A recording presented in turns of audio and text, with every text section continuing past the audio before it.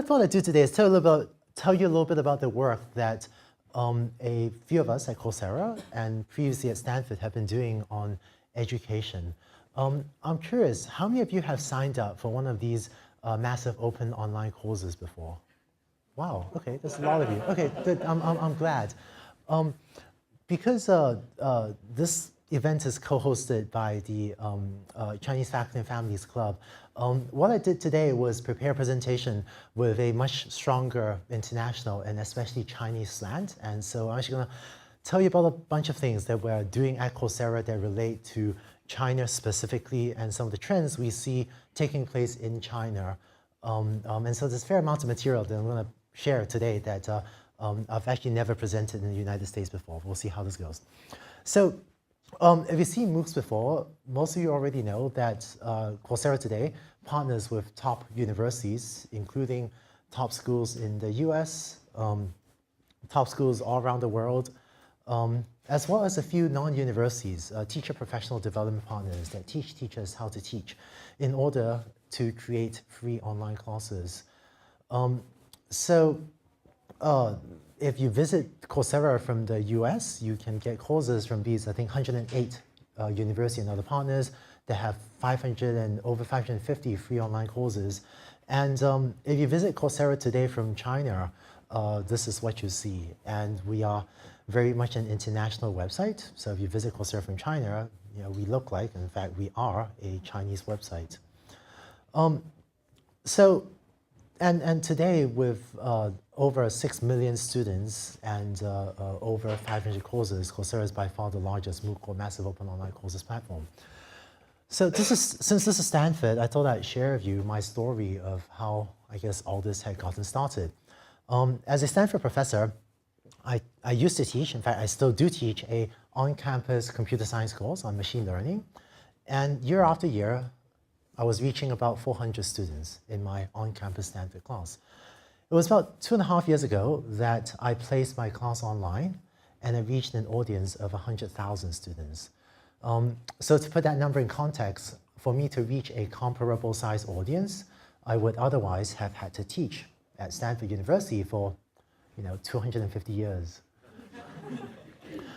And I think what my team had done was create a technology that enables one professor to teach not just 100 or 400 students at a time, but 100,000. And that dramatically changes the economics of higher education. There is still a large upfront cost to creating the course once, but once you've created the course, the incremental cost of signing up one more student is nearly zero. And that's what allows us to do this previously crazy thing of taking courses from the best universities around the world and putting them online. And I guess in the last 2.5 years, we've gone from one university to 108 partners, 2 courses that my team had launched to over 550, and with 6 million students, By way of comparison, I think Stanford University have 20,000 students. But with 6 million students, Coursera today is by far the largest MOOC, or massive open online education platform in the world. So since many of you have signed up or seen the insides of MOOCs before, I'll be relatively brief in describing to you what the course experience or what the student experience is like of taking these classes.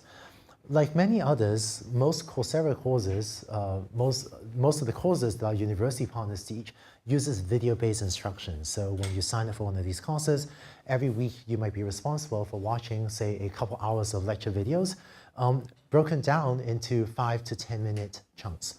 And over the last 2 years, we've seen the production quality of the videos slowly go up. We used to shoot videos with, like me and a webcam. That was my first MOOC. And today, the online courses you find on Coursera often have very high production qualities, ranging from instructors doing field work to various interviews.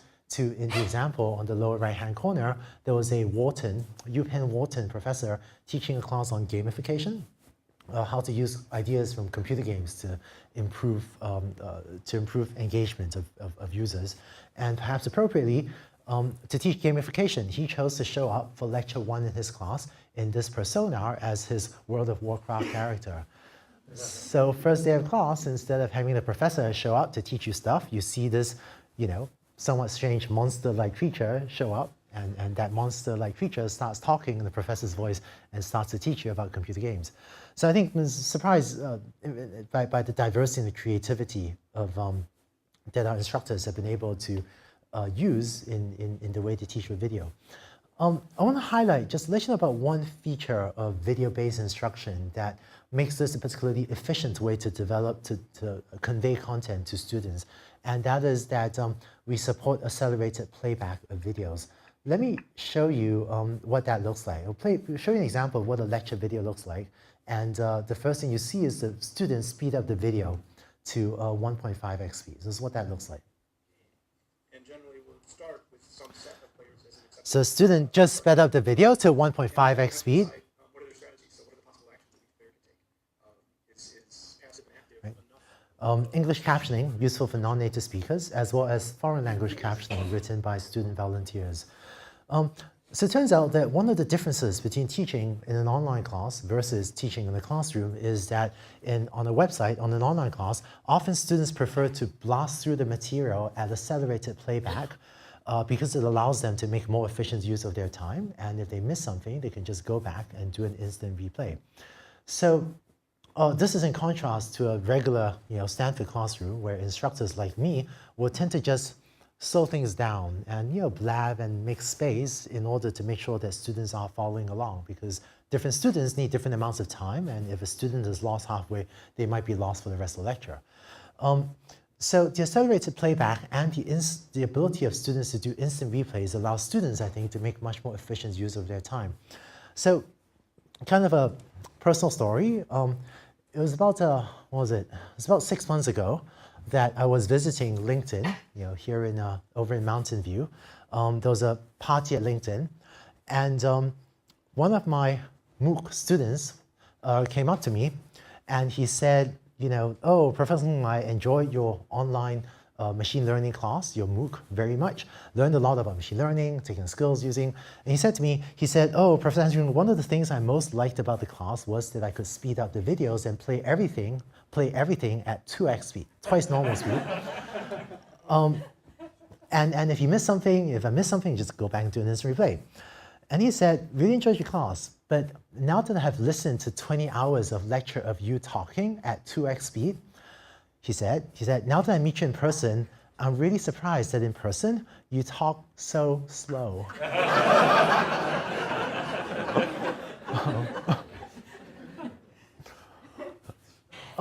Beyond the lectures, most of our classes also have what we call in-video quizzes or in-video polls, so that rather than passively listening to a lecture, we often pop up poll questions or pop up quiz questions and let students do things and interact with the material.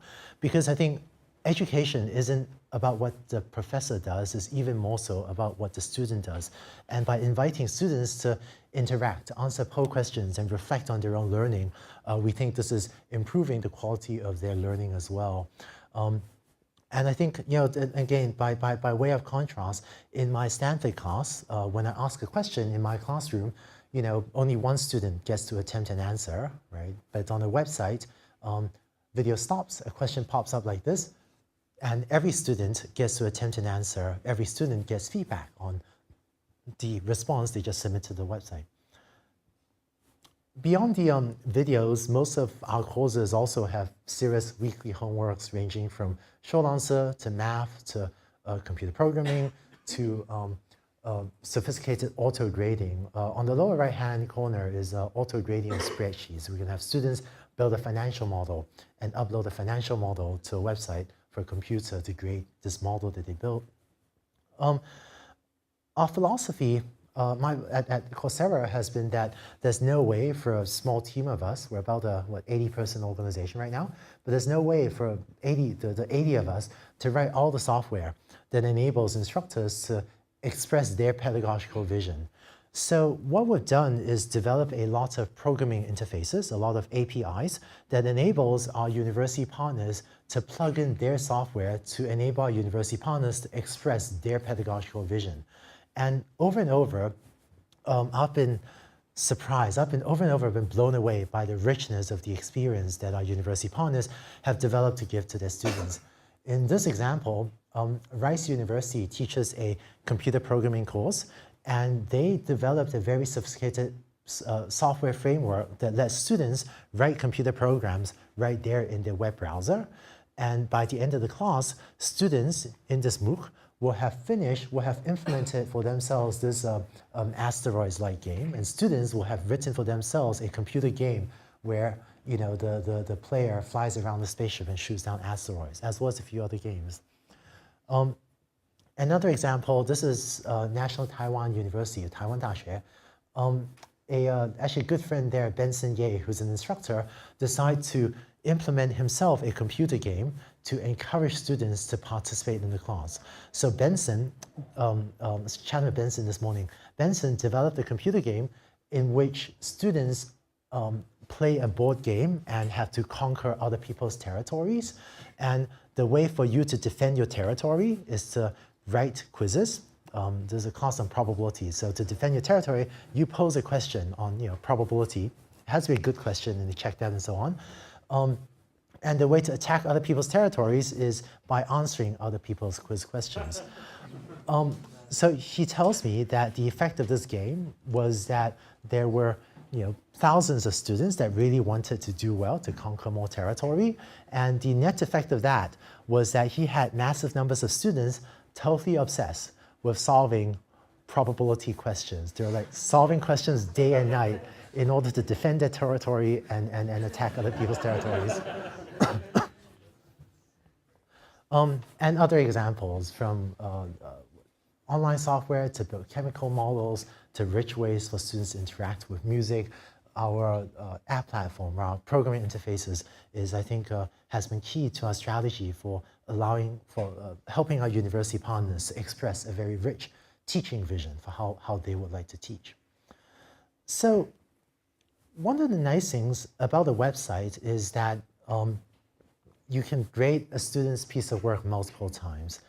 At a university like at Stanford University, when I assign the homework, usually a student gets one shot at it because we only have the teaching assistants to grade the homework once.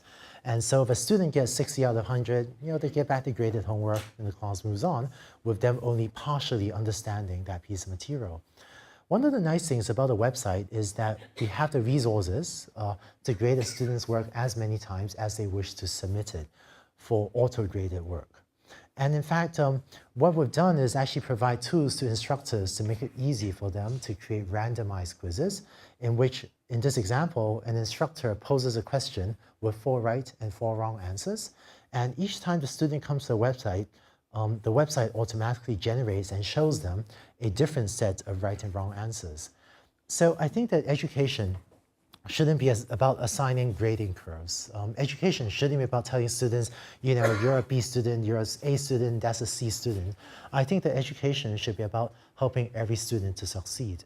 And with auto-grading, we now have the resources to give every student multiple attempts at mastering a piece of material before the class moves on. This is a teaching technique called mastery learning, allowing students multiple opportunities to master a piece of material. And perhaps no surprise, when our university partners and us have done studies, we could see that when a student gets multiple attempts, it allows them to have a more firm foundation to build on. And this causes them to do better on the next piece of material in the class as well. So our data from this class taught by EPF Lausanne in Switzerland is that if a student gets multiple attempts on homework 4, let's say, they're having a 3-point improvement in homework 4 because they made multiple attempts, translates on average into a 1-point improvement on homework 5. So it kind of validates this hypothesis that giving students a more firm foundation to build on allows them to do better, have a better shot at later pieces of work as well. So far I've just talked about computer-graded work, but not everything can be computer-graded. I guess I learned an interesting lesson. It's about a year and a half ago. I think we just developed some of this randomization technology, and I was visiting the University of Pennsylvania in Philadelphia. And I learned that if you walk into the office of a poetry professor, And if you show this poetry professor your, shiny new, like multiple choice auto grading technology, and if you try to convince a poetry professor to teach his class using only multiple choice, I learned that he will invite you to exit his office. So to enable instructors to offer more open-ended homeworks, we put a lot of effort to develop a system for peer grading. The idea being that if you want to assign an essay, our students to write an essay critiquing a piece of poetry, or describing an event in history, or analyzing a business case, or building a business model. If you have 100,000 submissions, then one professor can't grade 100,000 submissions, but what you can do is have the students grade each other's work. So this idea called peer grading has previously been studied in small classes and been shown to give fairly accurate, to give highly accurate grades. What we also saw was, is it possible to take this idea of peer grading, previously done only in small classes of say 50 students, where you have 50 students and they grade each other's work, is it possible to take this idea of peer grading and apply it to these classes with not 50,000 students that all know each other, but with like 100,000 students that don't know each other? Would that even work? So spent quite a lot of time writing software for peer grading. And so in this example, in this example, in a class on teaching strategies, an assignment on teaching was assigned to teachers, and let's see, each student in the class was asked to do a piece of work, and each student in the class was given guidelines for how to grade other students' work. And so we tried this out actually about a year and 8 months ago, about a year and a half ago, in which we started these classes where students would write essays, and 5 other students, total random strangers on the internet, chosen at random, would grade their work. And then we would, take an average of the 5 grades in the hope that this would be a reasonable grade for the student. So does it work? Turns out that it does. Our university partners and us have both have done multiple studies on the efficacy or accuracy of peer grading, and we've shown that having 5 random strangers on the internet grade your work and take the average, if the system for doing so is well designed, this actually results in fairly accurate grades. In fact, in certain cases, not all cases, but in certain classes, we believe that having 5 students grade your work actually results in more accurate grades or more consistent grading than even having one highly trained human TA grade the work. And that's because having 5 people grade it and take the average actually averages out some of the random noise that happens when instructors or teaching assistants, when there's only one person grading a piece of work. How do you motivate the students to grade? Oh, how do you motivate students to grade? Every student is required to grade other students' work. And the deal is, if you want 5 other people to grade your work, then you have to grade 5 other people's work as well. So since launching the peer grading system, like a year and 8 months ago, year and a half ago, again, as often happens, we're just repeatedly surprised by the richness of the experience that our university partners can use our tools to give students. These are actual homework submissions from actual students taking a design class taught by Wharton, UPenn Wharton, in which students were asked to build a physical artifact. Students were then asked to use their cell phone cameras to take a picture of the physical artifact that they had built, and then to upload the picture for what they had built to be graded by other students. And over and over, we've just been repeatedly blown away by the creativity of the instructors in the assignments they can offer peer grading, as well as by the creativity and the work of the students in the sorts of projects that they can now do work on and submit and get feedback on. Just one other example, social psychology. This is an interesting class. Scott Plows at Wesleyan, he usually teaches 12 students a year on social psychology. That was the size of his class, 12 students a year. He placed his class on Coursera, and it reached 240,000 students. And for the last assignment of his class, he had a project called the Day of Compassion. And what he did was ask the students to spend a day reflecting on compassion or reflecting on what you can do to show compassion to others in your community, and then to write an essay describing what you did. And the winner, and the best assignment, the winner as voted on by other students, will receive an invitation, all expenses paid trip to United States, I think actually to Stanford, I'm not sure, to visit, to meet with the Dalai Lama.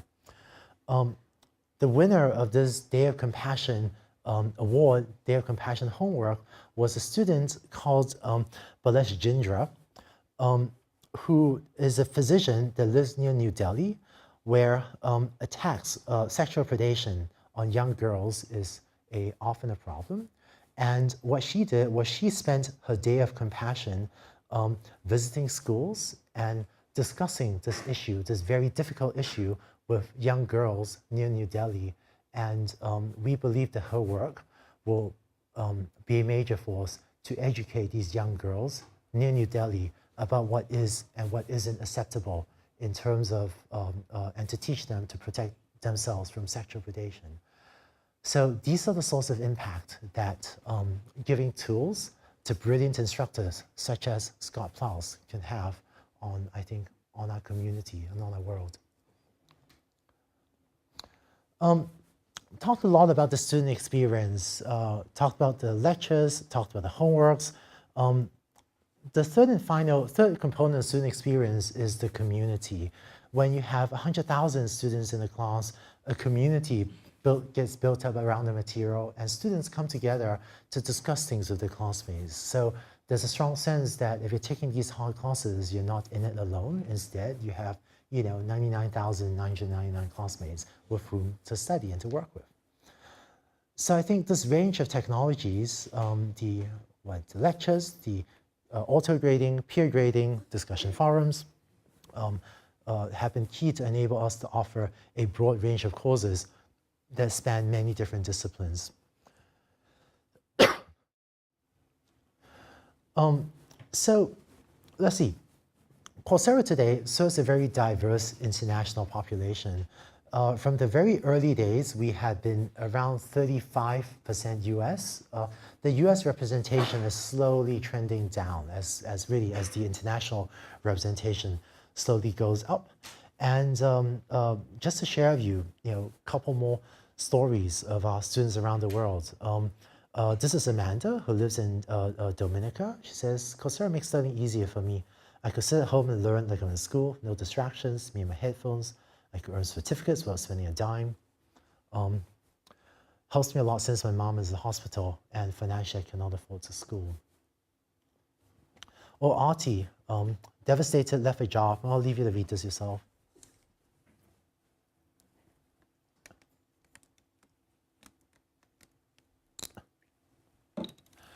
And I think by taking great courses and putting them online, free for anyone to take, the impact on students is far larger and affects so many students that none of us had ever dreamed we would be able to affect.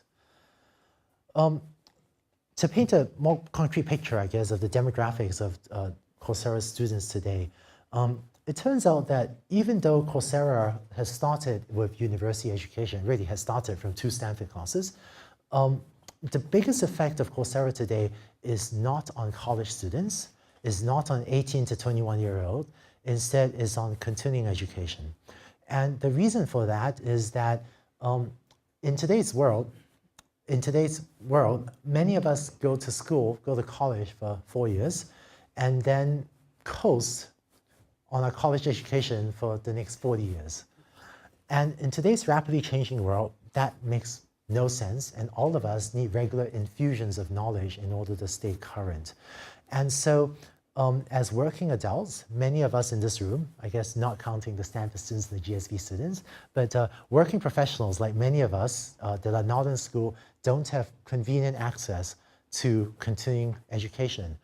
Even as a Stanford professor, it's challenging for me to go sit at the back of Philip's classroom, and it's just really awkward because Because, yeah, and I think the effect we're seeing is that the convenience of an online class is bringing many working professionals back into the educational system. And because of our very international population, as Simi mentioned, we've also put a lot of effort into internationalizing our website. We did it first for Chinese, and then are working on Spanish, Italian, French, Russian, a few other major world languages right now. And because of the very international nature of our population, we're trying to internationalize the content of the courses as well. So today, Coursera has courses taught in English, meaning the professor is speaking English, as well as courses taught in Chinese, Italian, French, German, Portuguese, Spanish, quite a few languages. And so our university partner, Peking University, or Beijing Daxue, Peking University, teaches a number of fantastic courses where the instructor is speaking Chinese. In addition to that, we're also taking courses taught by American professors speaking English and working with a number of translation partners to take American content and translate them into other languages as well, focusing on Chinese, Spanish, Russian. And one thing that I personally would like to see is that I think great teaching is to be found all over the world. By taking American content and translating it into Chinese, I hope that universities like Stanford can deliver more of an education into, say, China. On the flip side, I think that there are also many great universities in China. And one thing I would love to see in the future is if American students, English speakers like myself, can access content that was developed in Chinese so that we too can learn from the best Chinese universities or the best French universities. I happen to know there's a fantastic class on convex optimization taught in French by École Polytechnique, and I wish there were. And so over time, we hope to translate this content into English as well so that we can also learn from the best Chinese universities, the best French universities, the best Spanish universities. Since there's a Chinese audience, I thought I'd just mention I guess over the last, I have maybe a strong personal interest in China. I think visit China like 6 times or something in the last year. And when I was visiting China, I learned that one of the biggest barrier to students in China having access to Coursera's and our university partners' content was just network bandwidth, network connections. And so because of that, we spent a lot of time coming to agreement with NetEase, with Wang Yi, one of the large internet sites in China, the operator of the largest free online education resource, the largest open education portal in China. And so today, most Coursera videos are hosted in China on NetEase, and we've been working with them to increase bandwidth and increase discoverability of our courses in China. And finally, so this is no longer under mobile development.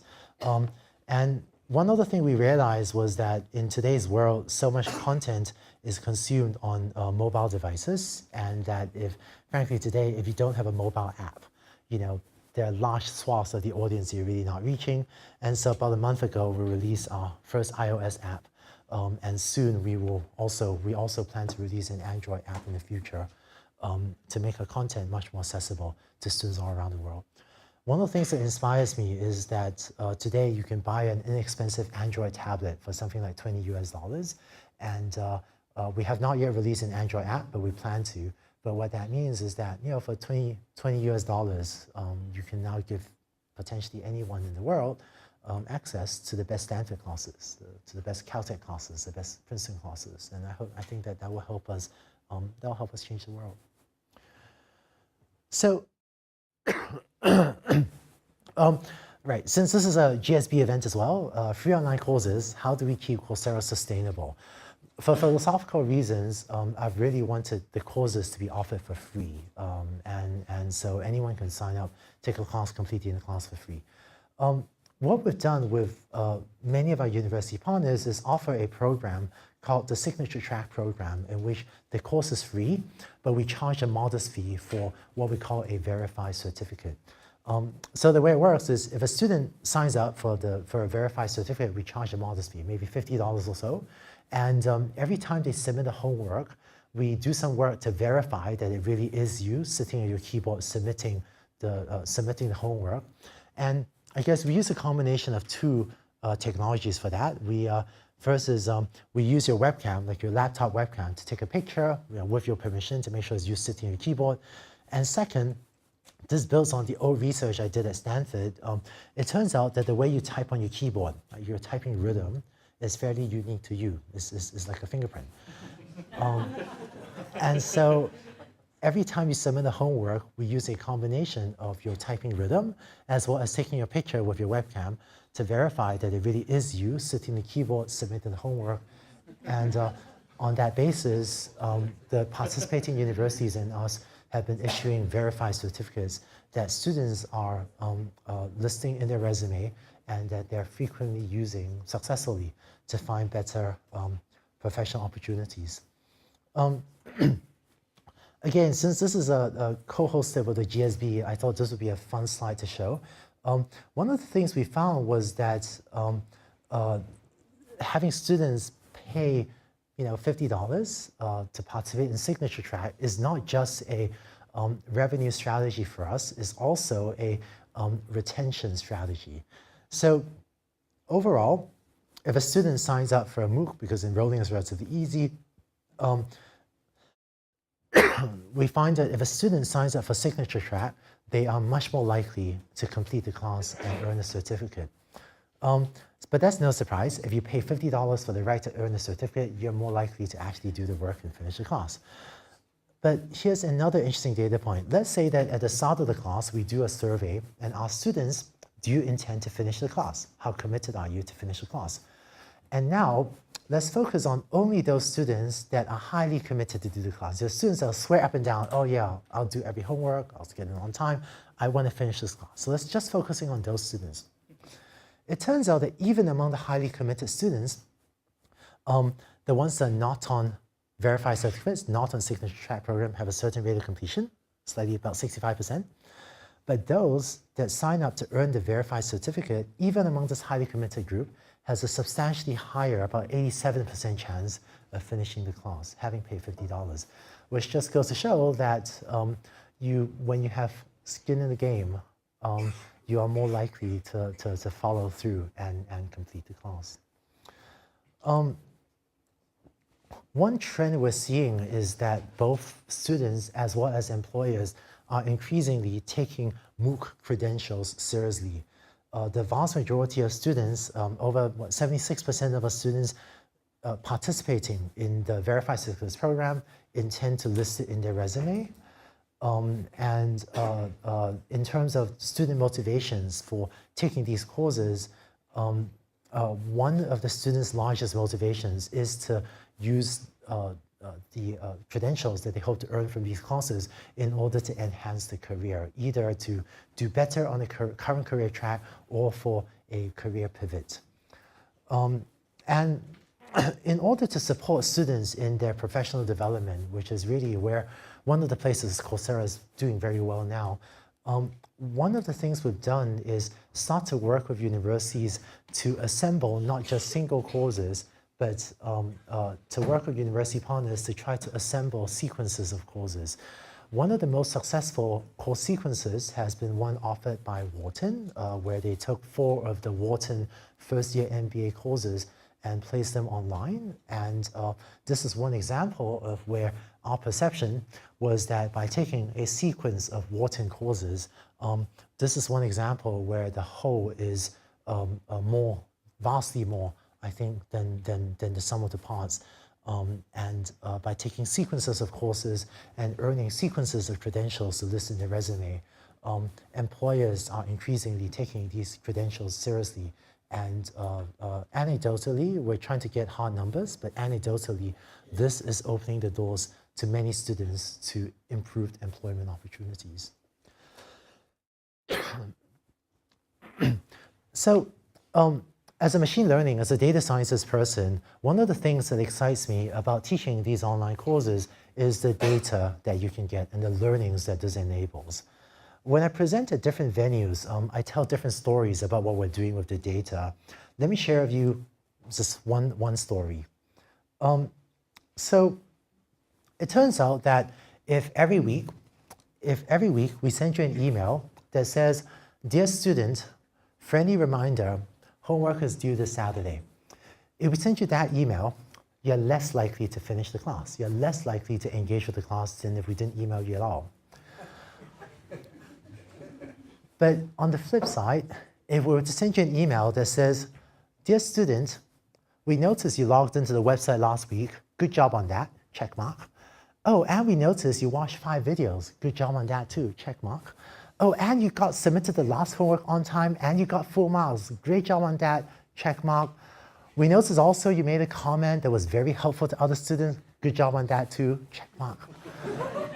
Oh, and by the way, the next homework is due on Saturday."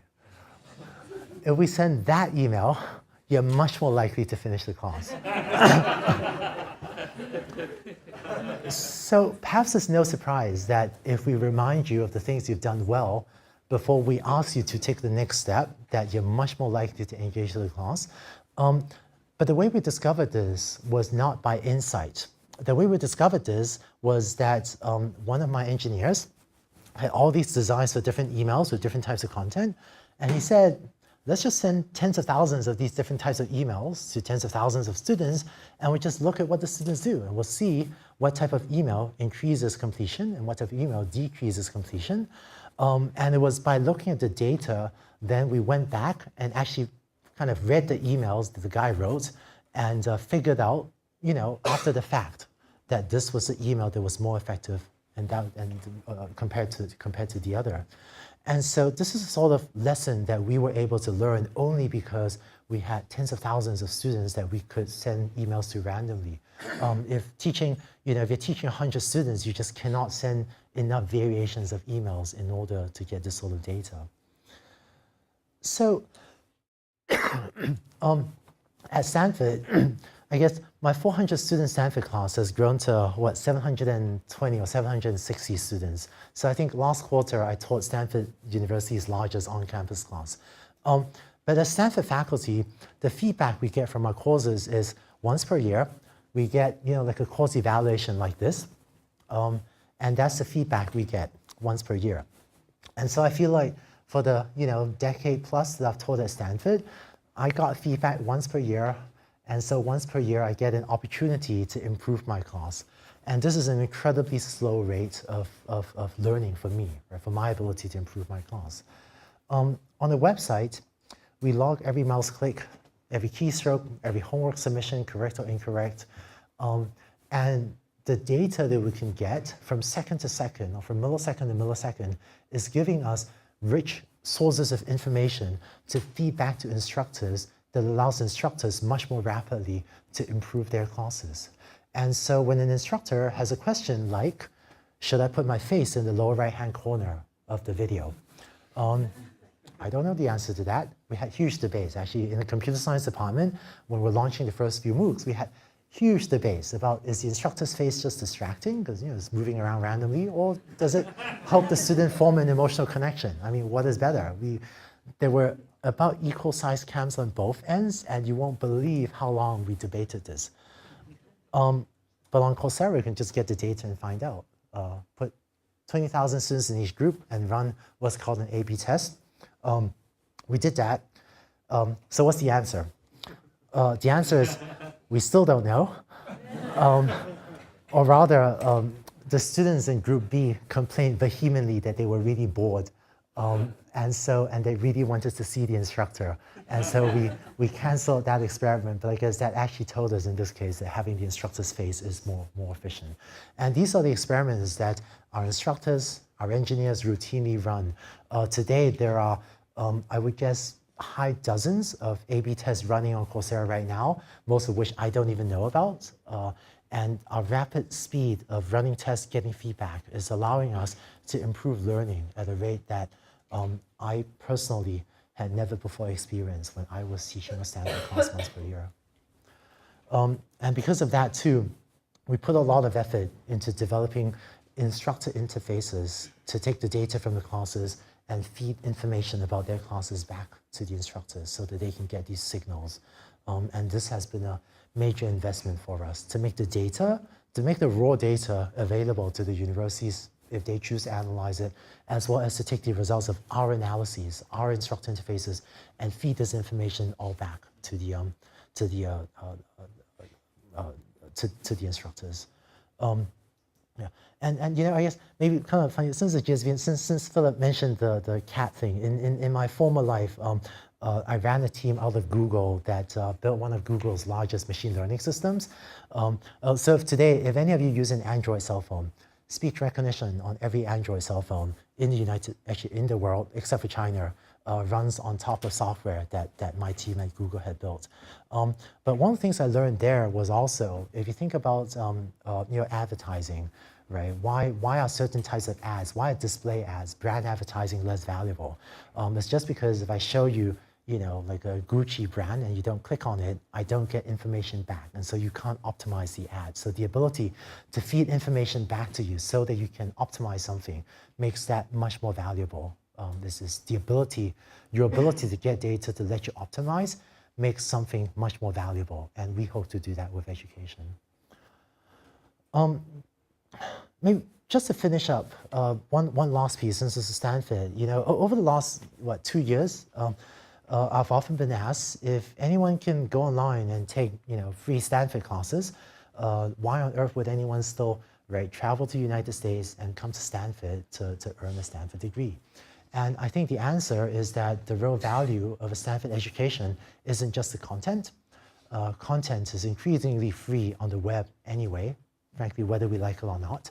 And I think, in my opinion, the reason students come to the great universities, Stanford, Princeton, Caltech, or Peking University, or Fudan University, or Shanghai Jiaotong University, students come to our great campuses not just for the content, but for the interactions with the professors and the interactions with other equally bright students. So I like this quote by Plutarch that the mind is not a vessel that needs filling, but wood that needs igniting. And I think our role as instructors is not to fill minds, I think it is to ignite minds. So many of our university partners are now implementing what's called the flipped classroom mode of instruction, in which by putting the lecture content on Coursera, they can send their students onto the website to watch the videos on the website. And what this does is it preserves the classroom time for the instructor to deliver higher value, for the instructor to move up the value chain and to deliver higher value services, such as real mentoring, coaching, to work with students on research. For a university perspective, one other fascinating use of MOOCs has been that at most universities, we have a teaching mission as well as a research mission, and both are incredibly important to our universities. The impact on the teaching mission, I think, is clear through use of the flipped classroom to improve the quality of on-campus teaching. What we're starting to see is an impact on our university's research mission as well. So if a student joins the Stanford Computer Science Department and wants to work with me, say, on research, often they have to wait a year until my machine learning class is offered again, then take 2.5 months to take the class, and then after that, after like maybe 50 weeks or something, they've acquired the knowledge they need in order to be productive in doing research in my group. But now that I have so much more content online, what I can do, what I do is send Stanford students to take a 2-week intensive period to learn as much as they can, to learn everything I need them to know about machine learning. And so after 2 weeks, we can now get I've been able to get new Stanford students to be productive in research rather than like a 50-week cycle until the right class comes along and they take a class and so on. And so I think that especially as content becomes more modular, having online content will be able to allow great universities to enhance not just their teaching mission, but also their research mission by allowing us to much more efficiently give our students, undergrad and grad students, the skills they need in order to engage with research in our communities. Also that. So just to wrap up, here's something that I'd like to see happen in a year or two. I hope that in a year, I hope that there'll be a lower income individual, maybe a checkout clerk working for Safeway. Hope that there'll be a lower income individual, maybe right here in California, or maybe in the developing economy, who I hope that there'll be such a person, they'll sign up to take a dozen Coursera MOOCs. They have to work really hard to finish these courses, but I hope that that person will list the courses on their resume and use it to find a better job and earn a livelihood for themselves and their family. Because if we can offer that to the Safeway checkout clerk that wants a better life for their family, or to a struggling adult in India who's earned a degree that does not offer him realistic employment opportunities, if we can use technology at scale to offer such a person a shot at a better life, what that means is that we can use technology at scale to give everyone a shot at the middle class. And I think this country needs it. I think other countries probably need it even more. But I think that if we can give everyone on this planet a shot to the middle class, I think we can dramatically enhance the progress of a civilization and give so many more people and their families a vastly improved life. And with that, let me say thank you very much.